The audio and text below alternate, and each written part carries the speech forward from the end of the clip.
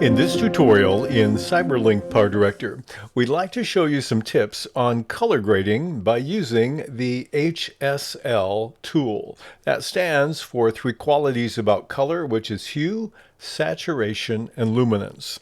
To do this, you don't need PowerDirector. You can do everything we're going to show you in PowerDirector. So we have three clips on timeline track number 1. And we're going to show you a little bit about how to change the tone and mood visually simply by doing some basic color grading with HSL. So I have the first clip. If we play it, you see that it's a clip of some wind turbines. We'll stop that. And let's color grade. I click on the clip. I click on the edit button above the timeline. And then I want to be in the video section in the upper left corner. And we're going to move to the color tab. We have all kinds of adjustments. This tutorial will focus on HSL. So I'm going to click on that. And when I do, I see that I have 8 different sliders and 3 different characteristics of color I can edit. Now the one that's blue is the one you're editing. So I can have hue, which is my H, saturation, my S, or L, which is my luminance, and they all work independent one from the other. The hue is the one that focuses on the shade or the purity of the color. One thing to keep in mind is that whenever you change any of these sliders, they impact the pixels that you're focused on, but also every other pixel in your video. So it goes from red all the way to magenta. I like to think of this as a continuous line that's broken into 8 segments. Because if you notice, the more I move this one from to the right, the more it moves into the orange range. We're just working at hue right now. So it moves it more to orange. The more I take, for example, the green one and move it to the right, it moves to aqua. If I move it to the left, it moves the green colors back to yellow. So these, in some ways, if you look at the color above and the color below, and you're doing the slider, it will show you one way in which you can define exactly what you're doing when you modify the color. Now, if you want to change any of these 3 universally, you click on the reset back here, and it will change all the hue, saturation, and luminance to normal. If you only want to reset the hue color, you use this reset button here, and it will make the hue default, but it will not change anything you've done on the saturation or luminance tabs. So let's look for a second at hue. Hue is probably one of the most dramatic changes. If I want to take my yellows and make them a little more intense, I'm going to go back toward the orange range, and I'll move to the left, and you see now the hills are very much more orange in tone than they were before, and so is anything else that had yellow to it.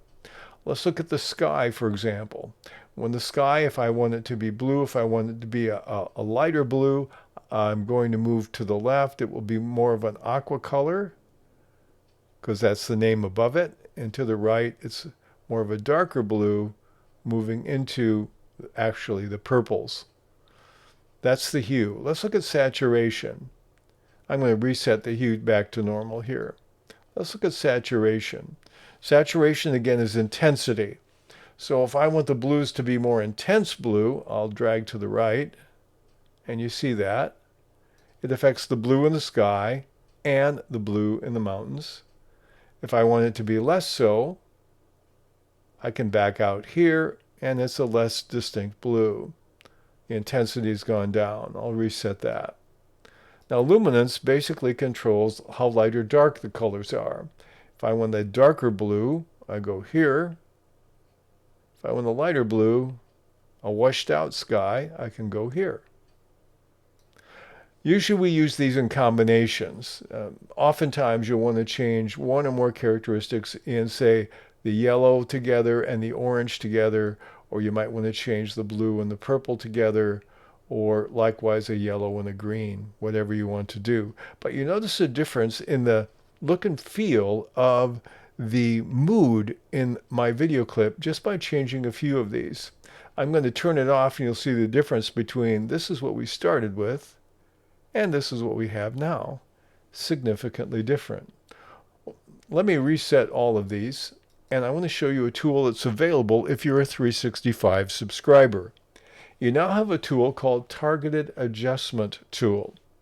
And when I click on it, I will get the blue outline around the tool, which means it's active.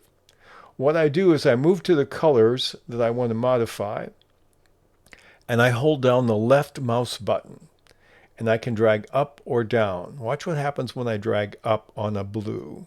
I drag up, and it moves my slider to the right. I drag down, and we're in luminance, which is the light or dark, and it moves it to the left. So I can modify it that way. Let's reset that. Let's take something more complicated here. Let's go to saturation and look at the hills, and I can take and I'll drag up. Again, it's moving my oranges to the right, a little more reddish in the orange, and I move it back and I've got more yellow. More who cares kind of a feel. And you can do this with anything. Let's take the grass here, and let's go with hue, and I'll drag it up. It becomes more brownish, more darkish. I move down, and it moves it more toward the red tones.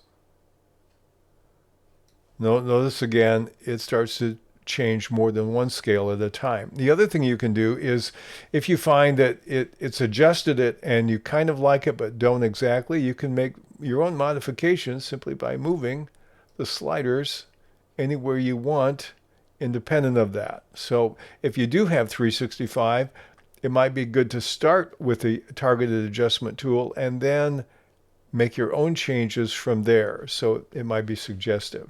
Let me show you a place where we often use HSL, and that's with people. I'm going to click here, and here we have a scene of a gal. She's obviously not happy. She's thinking about something, maybe disturbed, and we want to change the mood of this with color grading. How do we do that? Well, the easiest way is to say, okay, this area around her is bright. I want the area around her to be dim and dark, not this bright green color. So if I want to do that, I can turn on this tool or use the sliders. I'll take any of these greens here. Let's take the lighter ones, and I'll drag down.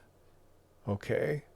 And so now we've decreased the saturation or intensity of our greens. Let's take the hue, and I'm going to drag that down too for the greens. And now they're turning to more of a brownish looking color. So it's kind of a darker atmosphere around it. The other thing I can do is I can take the saturation for her face and drag it down and make her more pale. Now, I've also changed some of the saturation here because, again, skin colors are often orange, yellow, and red. And if I want to change this one, I'm going to change her face as well. Watch, I'm going to change this. I'll drag it down. But now I've changed her face to almost colorless. I don't want to go that much. So again, you have to be aware when you have skin tones in a picture and want to change them, watch for the other things that might change as well. But this is a very different look than what we have here.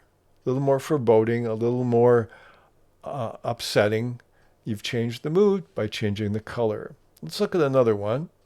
Here we have a guy who's playing tennis, and I think his skin tones are a little more red than what I want. So what I'm going to do, I'm going to take the saturation value, and with my adjustment tool, I'll drag back down a little bit. Make him a little more pale. I'm going to take the luminance and also drag that one down. Let's see if I like this better. I think he looks a little healthier here. I don't have the red blotches so much on his face. Now, I have changed every other red pixel in the video, but it's just a slight way to do this. And my recommendation again is, if you're using these tools, use them sparsely. because the more dramatic you get, the more surrealistic your video will become. But you can make some minor adjustments in seconds that can change the mood or alter it in a significant way using the HSL color grading tool in PowerDirector.